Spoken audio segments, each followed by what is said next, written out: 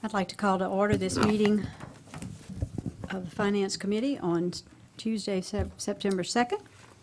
I'd like to welcome former Senator Lewis Lambert to the building. Welcome, sir. Thank you. And at this time, if we would all stand for the invocation and the pledge. The invocation will be led by Councilman Kluwat. Name is Father, Son. Dear Lord, we thank you for this day. Lord, we thank you for taking us this far into the hurricane season and looking over us and keeping them out of the Gulf. We ask that you carry us through with no harm and no deaths to the families along the Gulf South region. Lord, it's with heavy heart that we ask for special intentions. We ask for special intentions for the passing of Mr. Joseph Kavanaugh, the grandfather of Councilman Chris Lohr. And Lord, once more we come to you for a friend of Ascension Parish. We ask that you look over Mr. Lyle Shake Snyder. The man has done anything he could do for anybody. And Lord, we ask that you stay with him through his time of need and all the Shake Snyder family. We ask this in the name of your Son, Jesus Christ. Amen. Amen. Pledge allegiance to the flag of the United States of America and to the republic for which it stands, one nation, under God, indivisible, with liberty and justice for all.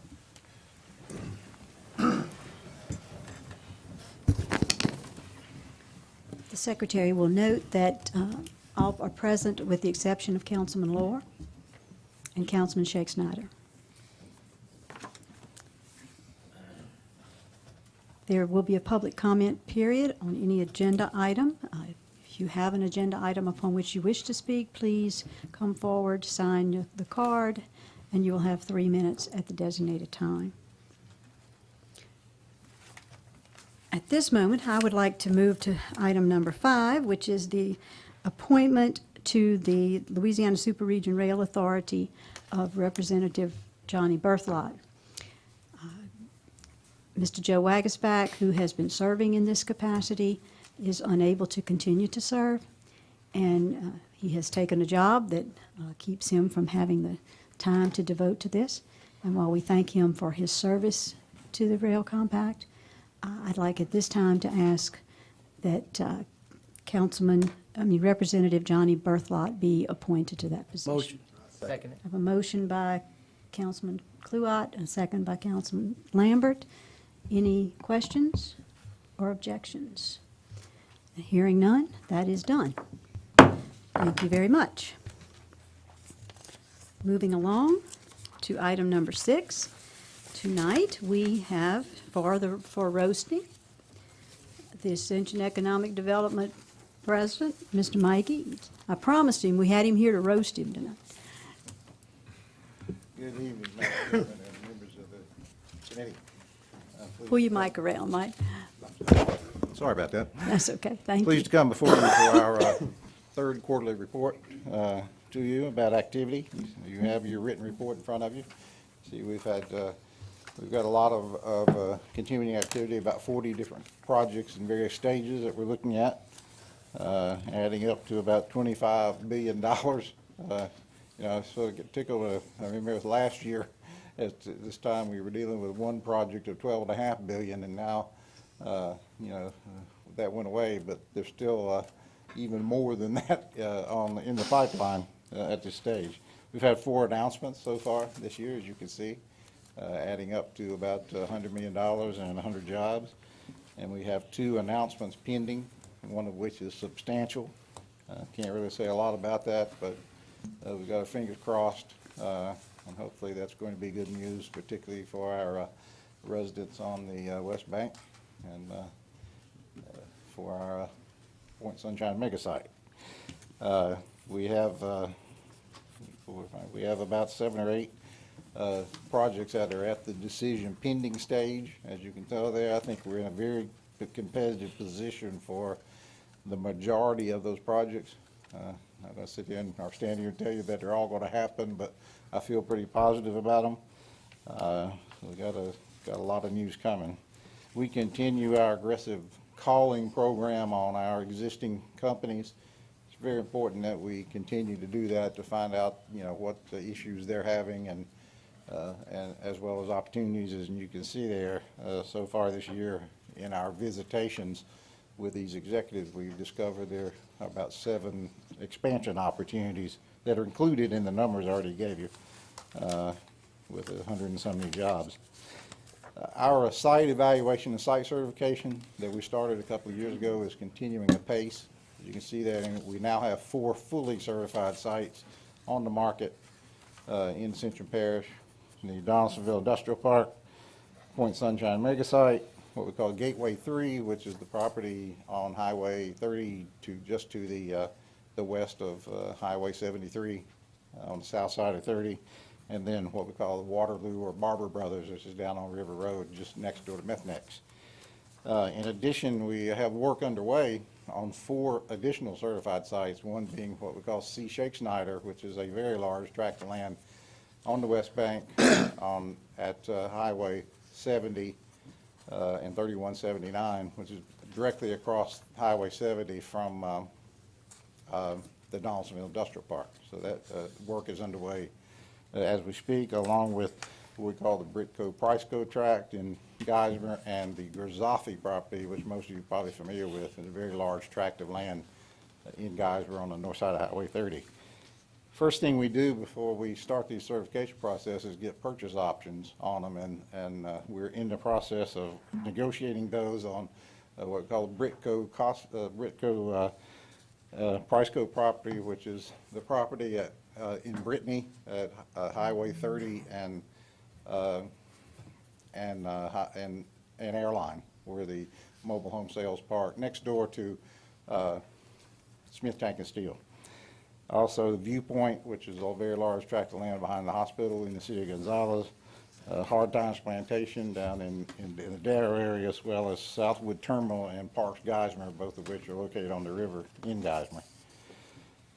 You may recall in our last report we talked to you about a diversification strategy that we wanted to undertake, and we are in the middle of that right now, having hired a company called Sanford Holzhauser out of Research Triangle Park in North Carolina.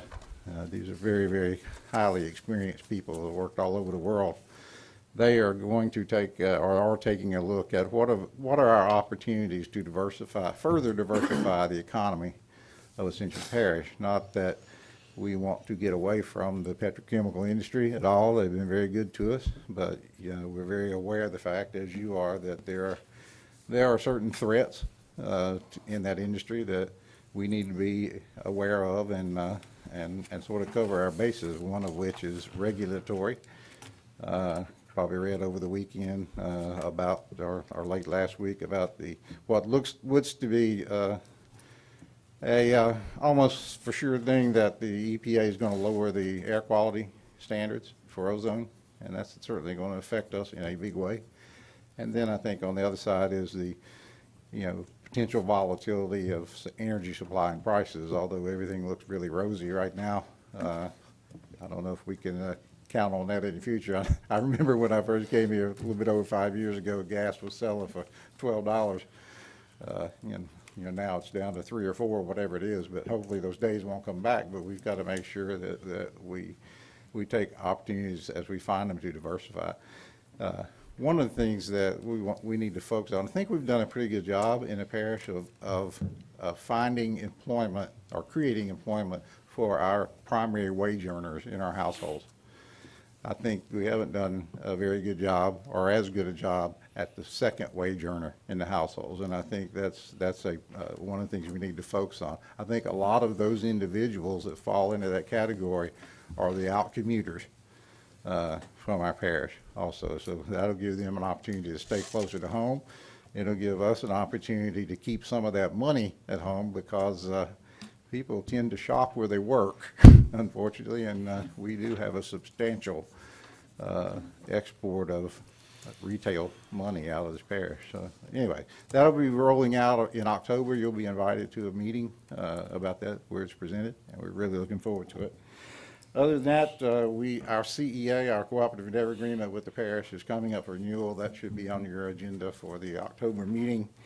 Our financial review for the 2013 fiscal year, which is a calendar year for us, I handed out to you. It is the first 8 pages of that, you'll see, are consolidated between the corporation and the foundation. You want to drill down into the detail about the corporation, that starts on page 9. No findings, no recommendations. We're clean. Everything's good. Just one of the other things that make you aware of, the Industrial Development Board, as you recall, you entered into a CEA with the Industrial Development Board and us last year regarding the disposition of some of their excess money. And I'm pleased to report to you that their banking privileges have been reinstated after some machinations we had to go through, and they're in a position to start writing checks. You should receive a receipt from them very, very soon. Well, that concludes my report, unless you have any questions. At this time, I would like to thank you, Mike, you and your team, your board, for your outstanding work. Obviously, this report demonstrates that. I certainly want to congratulate you on a clean audit. I think that is always Yes, it is. always a challenge, and it's wonderful to be able to have that even on this occasion. I also want you to point out how important it is to have 4 certified sites in our parish. And I think you can compare yourself to our neighbors Right.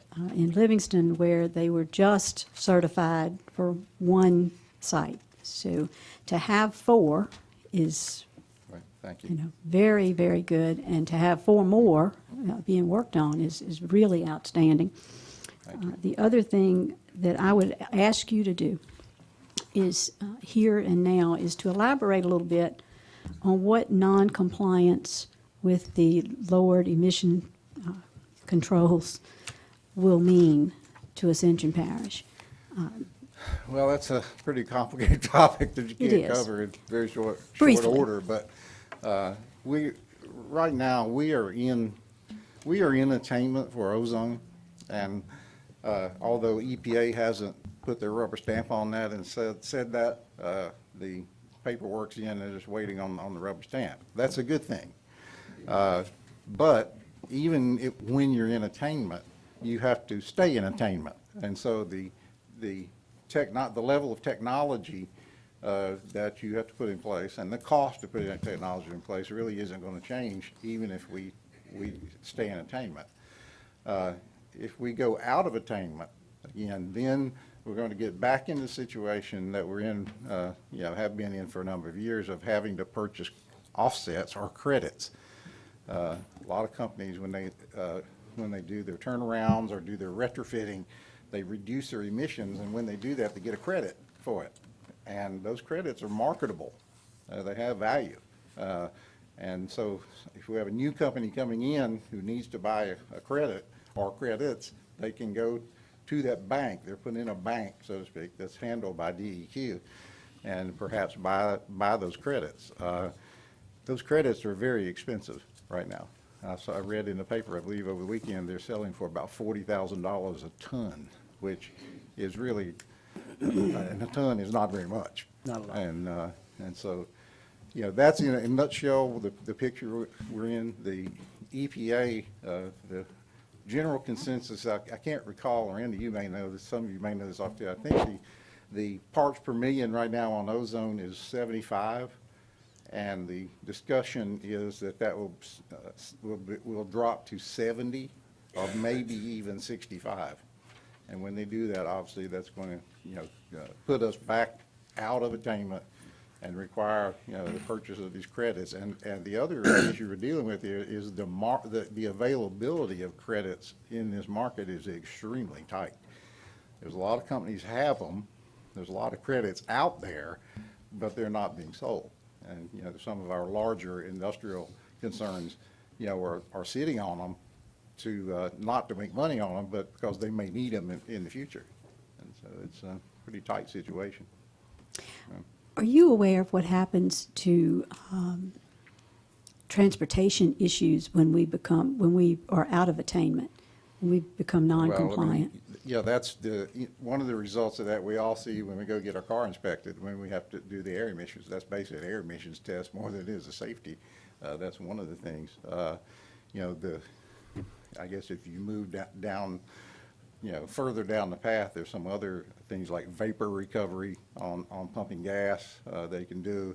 In some places, the truck stops are required or encouraged anyway to put in systems that allow the truckers to turn their motors off when they're idling overnight, because they have to sit there and idle and keep the air conditioning running and that type of thing. But they now have systems that they can put in the window and that type of thing, so they can cut the trucks off. There's all kinds of things you can do. Citizens themselves can be of a great help sometimes to help, and if they would structure the way they pump gas in their cars, particularly wait until after dark or late in the day, mowing the yards after the sun goes down, that type of thing. So there's a variety of things you can do. And, all you can do is stay tuned and see where we go. Mr. Martinez. In transportation, a lot of times when you're in non-attainment, basically, when you try to do a new capacity project, that's where it certainly will affect you, because it's a lot harder to deal with the different agencies and get permits and stuff to actually build roads or widen roads. So I think that's where most of the effect is. So. The other thing you can do if you manage a fleet of any kind, you know, taking a look at doing maybe doing to compress natural gas and that type of thing. There's a lot of ways to skin the cat. And we are meeting with some folks in the upcoming weeks to where, as certain projects we do, enables the parish actually to get some of those credits, and then we have the ability to sell those credits back to a plant or something that certainly wants to build. So we're looking forward to that meeting, and we'll invite you to it if you'd like to attend, and hopefully we can come up with something that we can also attain credits and have some in possession in case there is a project that we certainly want to do. So. Fantastic. Thank you so much. All right, gentlemen, does anyone have any questions? Ms. Deeds, Councilman Kluwat. Yeah, thank you, Mike. And, you know, we talked about, you know, we got the rest of our finance report coming up in a little while. So we're going to average 55 or 60% of our taxable income from the industry. And, you know, when these plants, we have a lot of industry here that has some age on it. When you're doing a greenfield project, grassroots from the ground up, you're able to build in some of the standards that you need and the equipment you need to meet the standards. But the modifications for some of the existing plants, it becomes very, very costly, and sometimes it's hard to even do that. We see that 10 years ago in the coal-fired power industry, that they started beating up the NOx emissions, and you know, some of them are going down and struggling, and we were actually in an energy shortage. We didn't have a lot of nuclear to back them up, and people were beating up on the coal-fired, and so natural gas was high then. So natural gas took a turn down a couple of years ago, so people were able to pick up and start, you know, converting to run on natural gas where they were running on coal and different things. But you know, this natural gas boom we got right now, you know, it's long-term to a point, depending on what you call long-term, a 10-year term or something. It was enough for some people to take some plants from South America and bring them right here to Ascension Parish. So, you know, and you know, it's enough for us to see the boom and the expansion that we have. But it does cycle, and you're right. And I want to thank you for looking at diversification, because I do know in my lifetime I've seen where we did diversify to a point where we're down to the 50 to 60% of the tax burden being on industry where we were higher years ago. So just keep on, you know, just keep moving at the diversity. And one thing is we're enjoying some diversity based on the feeders, the things that happened because of the chemical industry boom, down to the restaurants, the uniform rentals, you know, all kind of manufacturing of things. So that's just, people got to realize that when when things come to vote up in Washington D.C. and their standards and people are trying to reach them, this ozone is the first big bite at it for a long time. They took a big bite a bunch of years ago, and it hurt some people, and they were able to recover and try to come back. But we're not only our parish, but you got to look at our surrounding area. We're in the chemical corridor, so we become either an asset to the area or part of the problem at some point when it comes to attainment. Thank you, ma'am. Thanks. Thank you, Randy. Any other questions? All right. Mr. Eads, thank you so much. The roast is over. Thank you. We appreciate everything that you do for us, Mike. Thank you. Moving along to item number 7. The request by the River Region Cancer Screening and Early Detection Center to provide $75,000 in funding for cancer screening to the residents of Ascension Parish. And we have distinguished guests in the house. I believe I see Mr. Bill Dawson, and we welcome again Senator Lewis Lambert and Dr. Adams and Mr. Heath. Thank you all for being here. We look forward to your presentation. Thank you. Thank you for having us. About in April of last year, you guys were kind enough to fund us with $50,000 for cancer screening in Ascension Parish. With that $50,000, we were able to accomplish, we provided 407 mammograms, 277 clinical breast exams, 277 one-on-one breast cancer educations, and 270 PAP and pelvic exams, free of charge to the underserved women of Ascension Parish. These tests resulted in 3 confirmed breast cancers from mammograms and a 20% rate of further tests and a 5% rate of abnormal exams. This year we come to you and we ask that you increase our funding from $50,000 to $75,000. And with that, what we're saying that we'll do, and this is all for the women of Ascension Parish, these are tests that are performed for women that have no insurance and are below the 225% poverty level. And so what we're proposing is to increase the mammograms. We had 40 that were actually paid for from the funding that you got. We're going to increase that to 130. We're going to increase the PAP and pelvic exams from 260 to 330. And the same thing for the clinical breast exams. That'll go to 330. And we feel like that this will put us at about 500 mammograms, and we'll probably test 1,000 women with this. And if you look at a 1% rate, again, we're looking at discovering 4 or 5 breast cancers for the women of Ascension. Dr. Adams is our medical director. I think if you'll indulge him a minute, we wanted him to talk about the efficacy of these tests, and then what would women do in Ascension Parish if that clinic weren't standing in Sorrento. Thanks, Bill.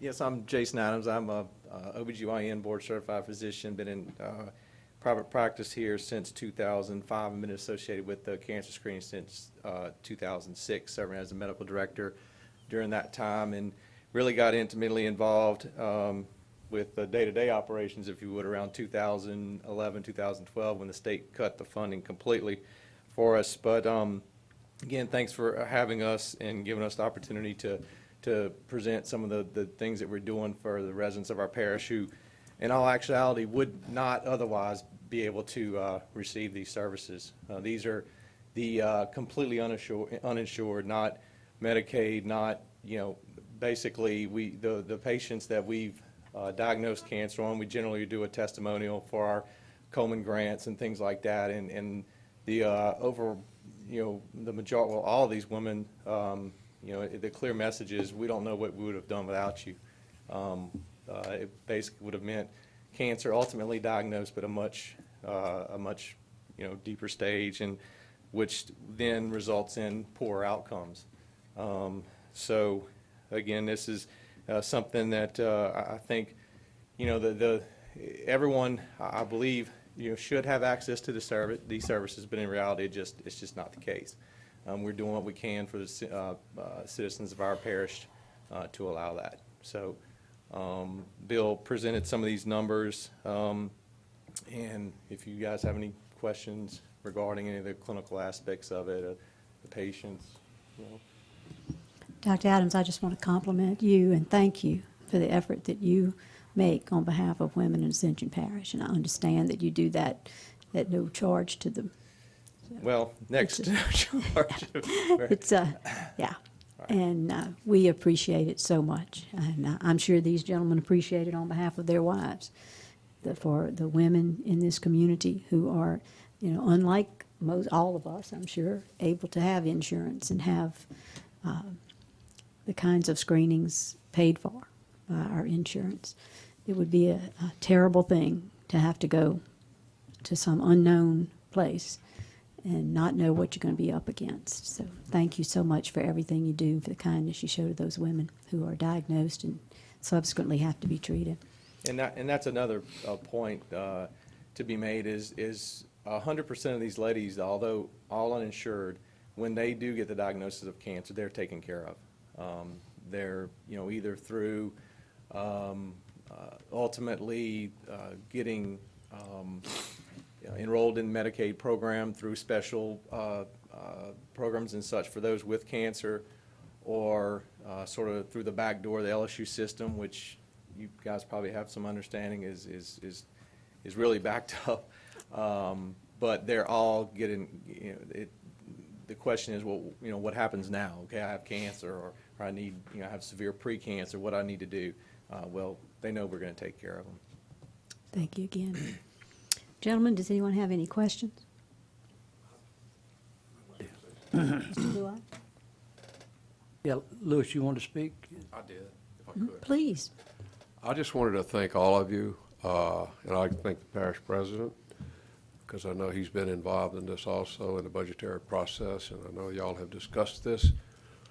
It's I want to thank Mr. Bill Dawson and Dr. Adams and Mr. Heath for coming with us this evening. I mean, we don't get paid to do this. We don't want anything for it. It's just something that you know, all of you have a charitable event that you're involved in, and some of you have more than one. We have more than one, many of us, but this is one that we care a lot about. And you know, when you look around the parish, I mean, just about every family's been touched by cancer. I don't care who it is. And so, I mean, it's something that means a lot to us. I know it means a lot to you, and if you could help us this evening, I think you would be doing a good thing for this parish, the women of the parish. Thank you. Questions? Randy? Sorry. Yeah, just real quick. Thank you, Bill. Thank you, Doc. You know, I'm all in favor of this, okay? So what are we looking to go back to our policies, or do we feel like just re-up? Randy, I think what you're asking about is the 501c3 committee. Yes. And this organization cannot submit as a That's what I 501c3 wanted to as a clear up. state agency for clarification. So they are not eligible through that program. Councilman Satterley. Thank you, Madam Chairman, and thank you, gentlemen, for coming this afternoon. I not only have empathy, but deep appreciation for what you have done, what you wish to continue doing, and so forth. And at the risk of being demonized tonight, I'll go on record to say that I lost both of my parents to visceral cancer, one through pancreatic and the other through colon cancer. I myself, you might say this is too much information, just did a colonoscopy a matter of weeks ago, my third one, and had a polyp, and I'm so pleased, doctor, that was removed so that maybe I can go a little further and serve the people in my family. So I'm going to ask my colleagues, I've got some things to say here, to understand that I really do appreciate this and appreciate you guys, but ask them not to demonize me. The problem I have with this, and Randy just kind of, I guess, put it on the table, is as chairman of the Nonprofit Appropriations Subcommittee, you know, we developed a procedure. We talked about that when you guys came back in April, I guess it was, you said, and asked for the $50,000, and now 4 months later you're asking for an additional 75. What do I tell, again, the River Region Art Association, Volunteer Ascension, Special Tuesday, the Donaldsonville African American History Museum, and so forth, that have to jump through the hoops of the 501c3 package stuff that Madam Chairwoman Casso and myself and members of Tommy's Martinez's staff and the outside of, you know, that we put together. Now, I do realize that in your preamble, in our packet material, you have written that you don't meet the strict qualifications of being a 501c3. And you further go on to, and I'll quote it again, it says in that background information that you have a status as a government agency that makes you nonprofit under what happened in 2000 by the legislature, which apparently from what I heard tonight, they like established you and now they defund you less than a dozen years later. So, you know, I guess let the local government authority take care of this or whatever. The state has its own financial problems just like we do and like the federal government does. But you use the word that it says, but virtually, and I emphasize the word virtually, prevents us from obtaining 501c3 status. Am I to understand that virtually means the answer was just given to Councilman Kluwat? Maybe that word needs to be stricken, that you just can't? A, have you tried? B, have they rejected you? C, can you share with this council a rejected request to be a Okay. 501c3? I mean, it would be helpful because if we have to go through this process again, and it's a sticky one, Yeah. you know, these other groups, as I mentioned, Special Tuesday, Volunteer Ascension, et cetera, are going to want to know, why do they have to do that and this group does not? I mean, I have to have a real heart and soul belief that you just really can't do this. In fact, you guys, if you might remember, promised me and some other members of this committee that you would do that, go through that effort. Okay. We did try to get the 501c3.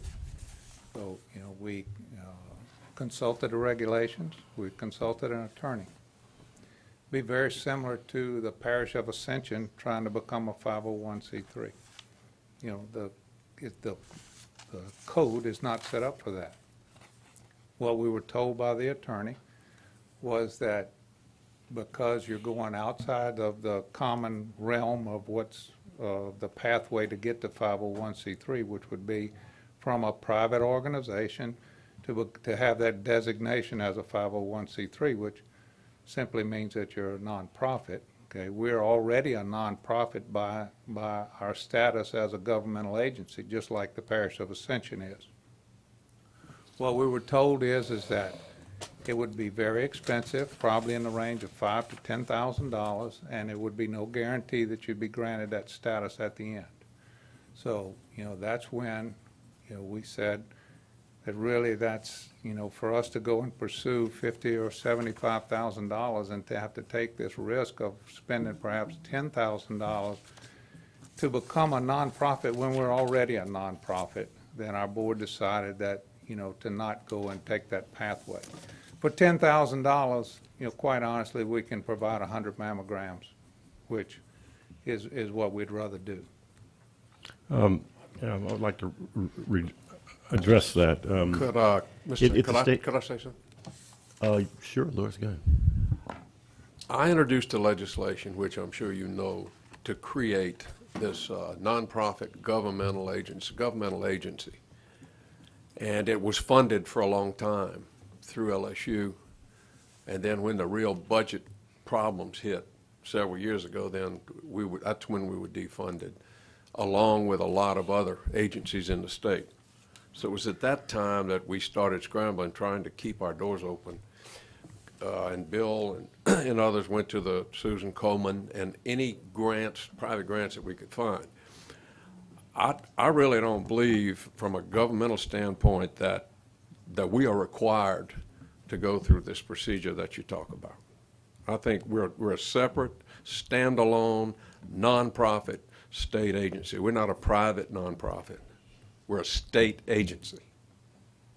Thank you. Yeah, I'd like to address that. Go ahead, Mr. Sanders. I guess, Like a you know, chance when you finish. with all due respect, Louis, since the state no longer funds the RRCS, the River Region Cancer Screening Group, what's to prevent you guys from reestablishing yourself as not a state agency, applying for 501c3 status, which would surely be given you? I realize this is issue of spending $10,000 or whatever the numbers in attorney fees. It seems like we could get an attorney somewhere in this parish, or more than one, to work on this and do it pro bono. I've actually had experience of that by working with a diversity group at LSU and trying to get 501c3 status.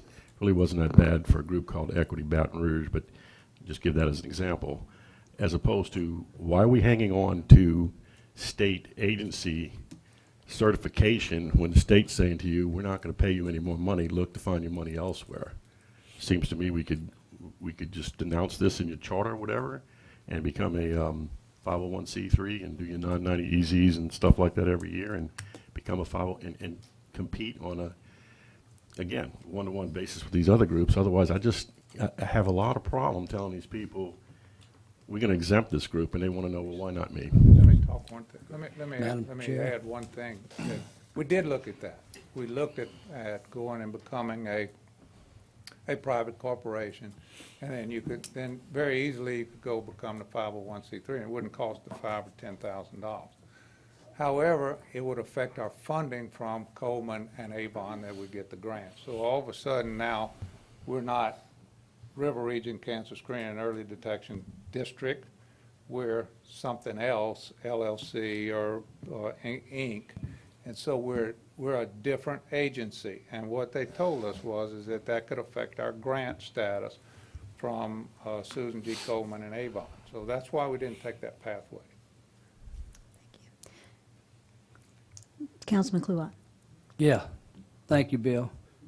First of all, I think it's a dang shame that y'all got to come here for this money, to the fact that, everybody needs to look at, who you elect to represent you in Baton Rouge and in the federal government, and who you elect as governor, okay?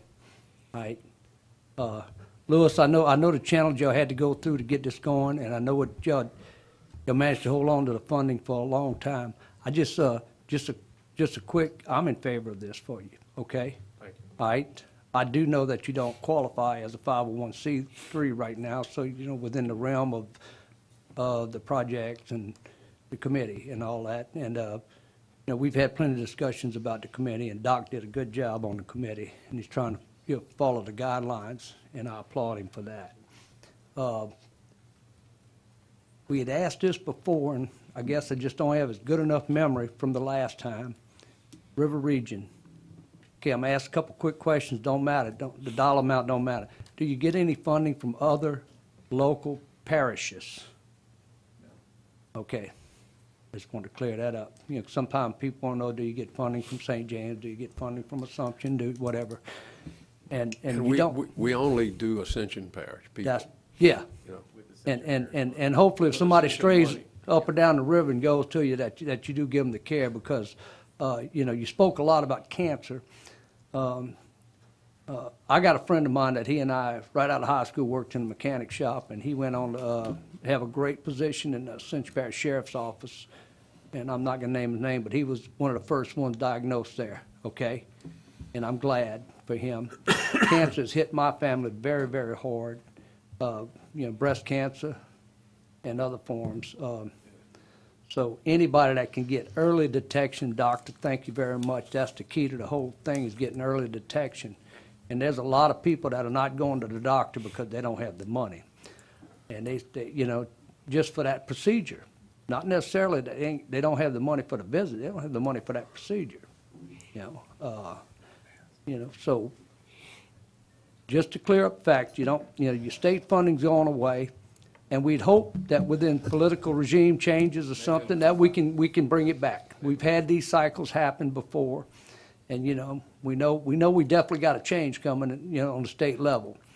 But so you're not getting any funding from anywhere else.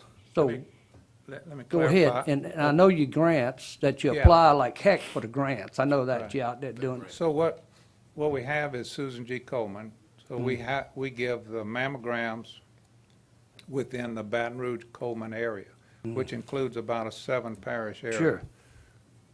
75% of the mammograms that we give with that Coleman funding is for women of Ascension Parish. We use this money to perform those other tests, the PAPs, the clinical breast exams, and additional mammograms for women of Ascension.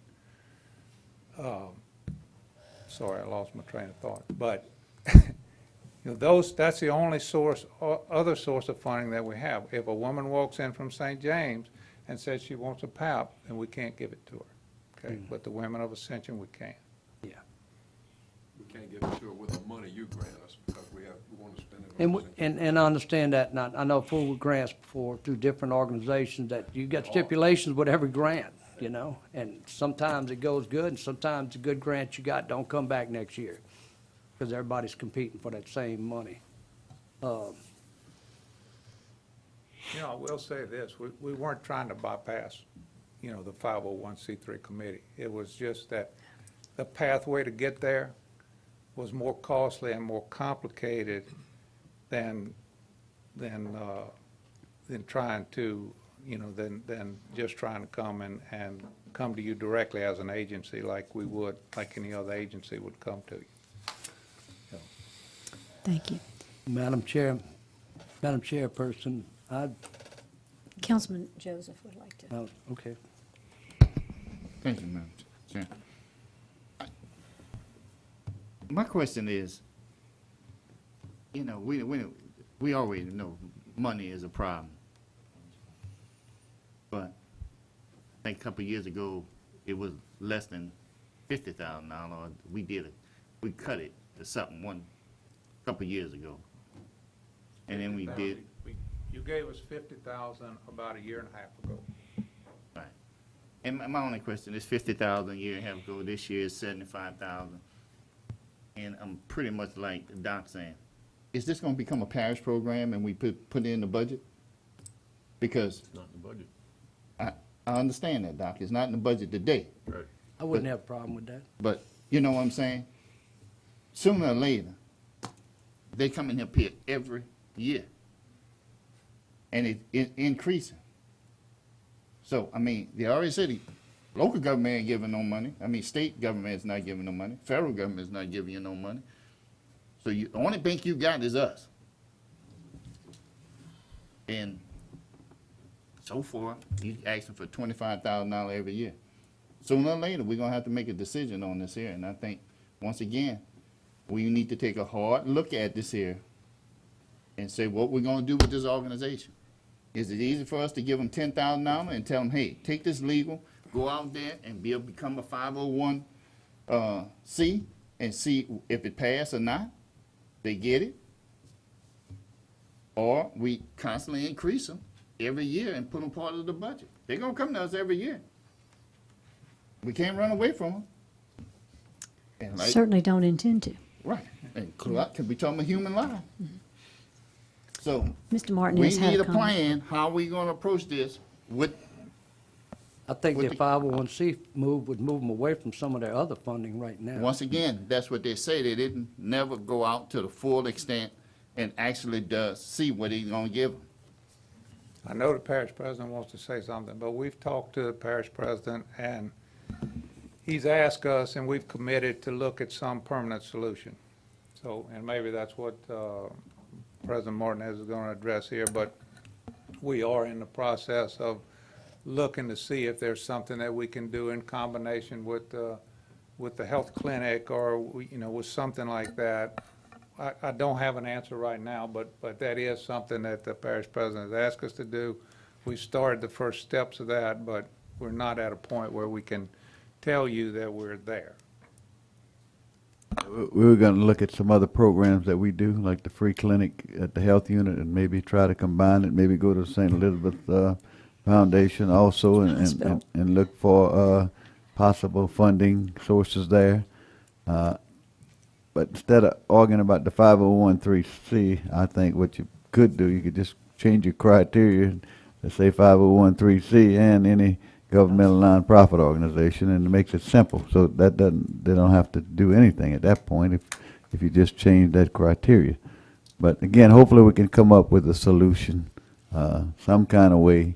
Maybe get through this year and move forward and see what we can do, and maybe we can come to some sort of agreement with some other agency and make this thing work, because I think it needs to be something that we have here in the parish to provide people that can't afford it. And I don't think it's going to get any better in health care over the next few years, so we just need to roll with the tide here and do what we need to do. I do want to assure my fellow councilmen that St. Elizabeth Hospital and the community clinic, as well as the health unit and other agencies, are meeting in the next few weeks. In fact, I got an email right before this session started asking me for dates that I was available to meet with all those parties to try to help and resolve all of this. So there are issues and answers that will come, but they're not going to come right now. These are entities that all have to work through the various stages of their administration in order to make these things happen.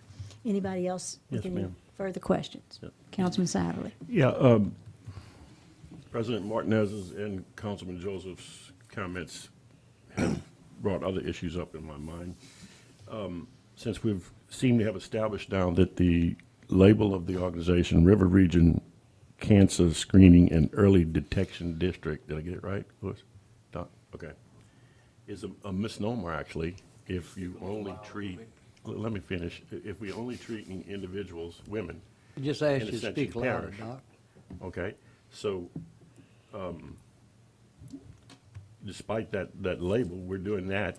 Has your group checked with the incorporated areas, Sorrento? I see you're actually physically located with the clinic in Sorrento, with the city council of Gonzales, so forth, and see if they, I mean, one thing we could do maybe is pass amongst this group a resolution asking the cities to join us, as well as maybe using Mr. Martinez's comments, changing our criteria, making my job a lot easier if we add, besides 501(c)(3), private language in there, private entities.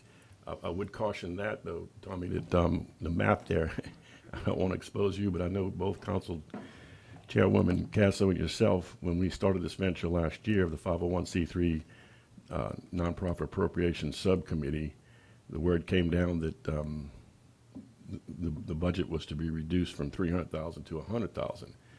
And so if they come into that competition with that laundry list I gave you a minute ago, Volunteer Ascension, River Region Art, Special Tuesday, et cetera, and are asking for as much as $75,000, and or as Mr. Joseph has said, maybe next time it's 100, you know, it's just not going to probably likely happen. I can't read the tea leaves that one organization is going to get it all and have to turn all the others down. This is difficult, and I hope that while y'all appreciate that we all want to just give you the money, that you also out there appreciate the incredible dilemma we find ourselves in with limited funding for all the other, you know, we don't need to even put that on the table, infrastructure programs, et cetera. I don't know how you ever put charity up against those things per se, but this is a problem. So have you checked with Sorrento? Have you checked with Gonzales? Are they willing, like we do, for example, with the Balloon Festival? You know, there's argument among this council about who really gets the gravy, since Lamar Dixon is outside of the Gonzales city limits, but yet all the people who come to the events there spend their money in their hotels, their restaurants, so forth and so forth, Tanga Mall. This is sort of the same thing. Why aren't some of these other entities brushing their knuckles, or maybe having let me let you speak. Have you approached them? Have you asked the mayor, the city councils for money? Not to my knowledge, I don't. I guess the one question I had, again, I'm a physician, but I have a little bit of experience with nonprofits in actually a baseball organization that I'm a part of. But I guess that when it comes to allocating to the nonprofits, I guess there are several different types, obviously, and 501(c)(3) is one of those types. I'm just curious as to, you know, is it why in particular is that type of nonprofit the one that went solely and exclusively in that language of the, you know, of the committee? Just curious. You want me to answer that? Please. Yep. Please. This may not be the correct answer, but it's an answer. As I recall some discussions we had, we wanted to have the ability to examine the records of the individuals from a standpoint of taxes. For example, I mentioned they're required to turn in their non-90 EZs. So we could see, like, what money do you have on hand? Are you asking for money and you already have several million, you don't need it? Right. Stuff like that. Gives us that ability. That's a public record. In fact, I looked at, and I'm not trying to out you, how much money y'all have in the bank from what you put in our packet material, but I think the public needs to know this. I think you said in there you had 170,000, but it required you 140,000, did I read that correctly, to operate, which also means that if we give you 75, we're like half of your entire funding. We're even a bigger benefactor than the Susan Komen Foundation. Is that not correct? That's correct. Right. So I guess I would encourage you, regardless of what's going to happen, now since we come to a vote here, and I think you guys are likely going to prevail. I'll predict that. But I would encourage you, since you've answered now you haven't, to check with these incorporated cities. Go to their mayors, go to their councils, appear in front of them, put your best foot forward. You obviously have a very good foot. You've got the track record, you've got the data showing how many people you've helped, and how many people have made use of it. The demographics and all look very good. I mean, frankly, the package, if it's presented sort of like that through our committee, would probably be looked at pretty favorably. Again, I don't know if you'd get 75 grand if we only have 100 in the budget, but maybe President Martinez is going to see fit to throw another 100, 200 back on the table. I don't know, but Tommy, I think he's got his hand up. Well, basically, we do collect a health unit tax in the entire parish and all the cities.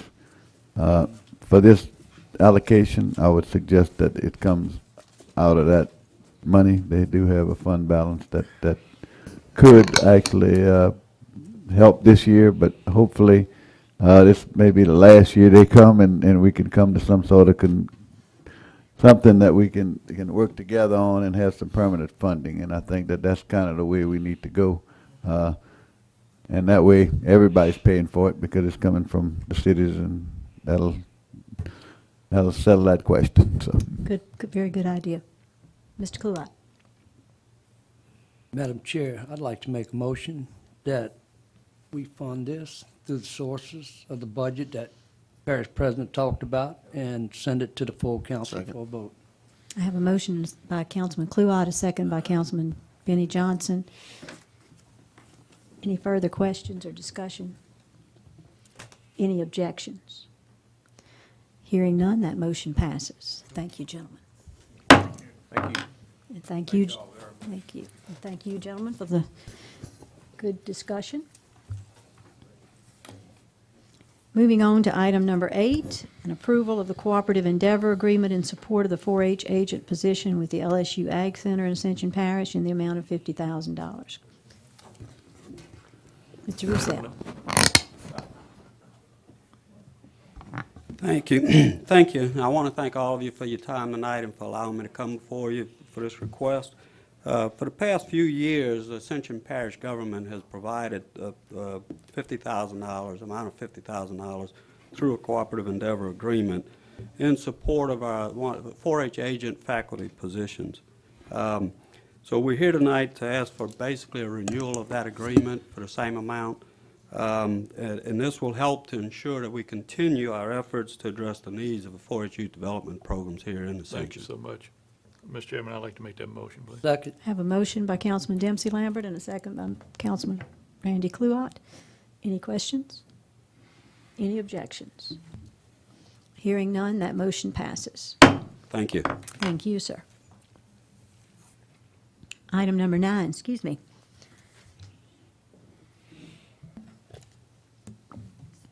A change order, number 001, Diamond Electric, St. Landry Lighting Improvements, to increase the amount of the contract by $7,313.08.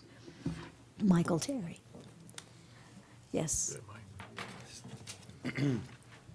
This is for the extra asphalt removal from the secondary turn lanes where we're putting the lights at. It was only expected to be 12 inches, and when they started breaking up, it was 16 to 24 inches. Make that motion. Have a motion by Councilman Benny Johnson, Second. second by Councilman Randy Cluott. Any questions? Any objections? Hearing none, that motion passes. Item number 10, the monthly contract reports. Ms. Sandra. Good evening. In your package, you have a list of all the contracts that was entered into in the month of August.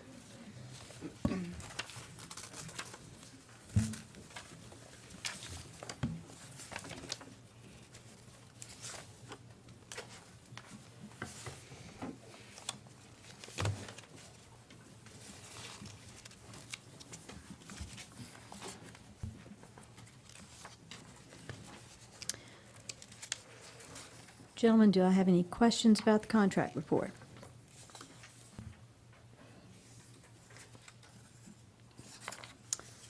Hearing none, we'll move right along. Thank you very much, Ms. Sandra. Madam Item- Chairwoman, before we move on, I just wanted to make sure that we got it clear on number 5, that appointment to the Louisiana Super Region Railway Authority will go before the parish council, that the council Yes. has, okay, that's just going, Yes. Item number 11, the sales and use tax report from Ms. Gwen LeBlanc. Thank you, Madam Chairman. You have before you your regular monthly report on the sales tax collections for our 3 sales tax districts: East Ascension Drainage, Sales and Use Tax District Number 1, and Sales and Use Tax District Number 2. And you can see the July this is the collections for the month of July, which actually represents the June sales. And you can see the comparison to month from 2013 to 14 and year-to-date in each district. You'll note that Sales Tax District Number 1 is reporting as net of rebates. And you can easily see from the year-to-date and month that the drainage tax is down from 14 to 13, whereas the 2 sales tax districts are up. And that's mainly due to the very large collections from industrial expansions on the west side of the river. Compared to the budget, you can, at 58.33% of the year, all 3 districts are up, drainage being the 5.3% over budget, and the 2 sales tax districts each at 13% over budget. We anticipate that this will continue through the end of the year and into next year because of that massive construction on the west side of the river. The second page is the bar chart comparing year-to-date, and this is just using sales tax district number 1, just to give you an idea. And you can see that all the sales tax collections for district number 1 are up in consumer retail, motor vehicles, business to business, and the petrochemical industry is just down slightly, but we anticipate that will overtake the 2013 collections in the very near future. It was mentioned before, I think by Councilman Cluott, that whereas the petrochemical industry is kind of our bread and butter, it's still affecting all the other factors, and they're all on an increase. Especially business to business has increased almost 20% over the last year. And consumer retail and motor vehicles are both over 7%. And then the next page is a pie chart that shows the for sales tax district number 1, that just gives you an idea of what sector our sales taxes are collected from. It's not scientific. This is prepared by our Sales and Use Tax Authority. And you can easily see the petrochemical industry at 56%, consumer retail at 27% of total collections, motor vehicles 10%, and business to business 7%. And the last page is a historical depiction of the sales tax collections from 2005 through year-to-date 2014. And you can easily see that 2013 was our largest sales tax collection year, but the yellow part of each bar chart represents year-to-date, and you can see where the East Ascension drainage year-to-date is just a little slightly down, whereas the sales tax district 1 and 2 are both higher than they were at this time last year.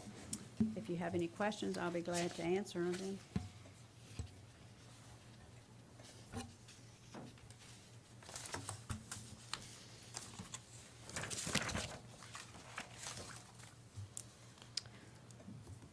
Gentlemen, does anyone have any questions? All right, then, thank you, Ms. Gwynn, very much for that report. You're welcome. Item number 12, the revenue and expenditure report from Ms. Amanda. Good evening. Before you are the normal financial reports for the month of July 2014. Page 1, revenues are at 56.75%. And on page 2, expenditures are at 48.68% at 58.33% of the year. On page 3 are charts that compare year-to-date revenue and expenditures for both operating and capital to the budget. And on page 4 and 5 gives you a brief explanation of the funds that are highlighted on page 1 and 2 that are under the budget for revenues and over the budget for expenditures by 5% or more at this point in the year. The last page reflects all checks issued in the month of July, over 100,000, and the total of these checks are $1,123,723.35. Once you review the report, if you have any questions, I'll be happy to answer at this time.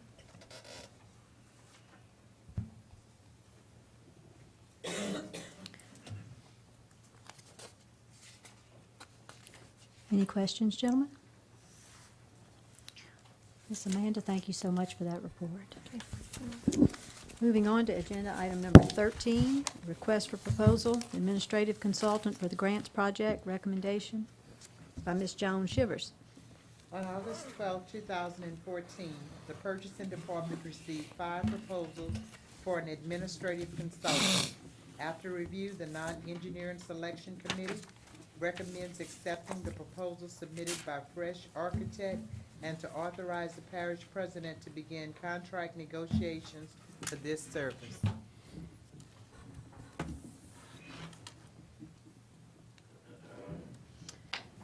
Any questions, gentlemen? And do I hear a motion? I have a motion from Councilman Johnson, Benny Johnson. Second by Councilman Brian Malassaw. Any questions? Any objections?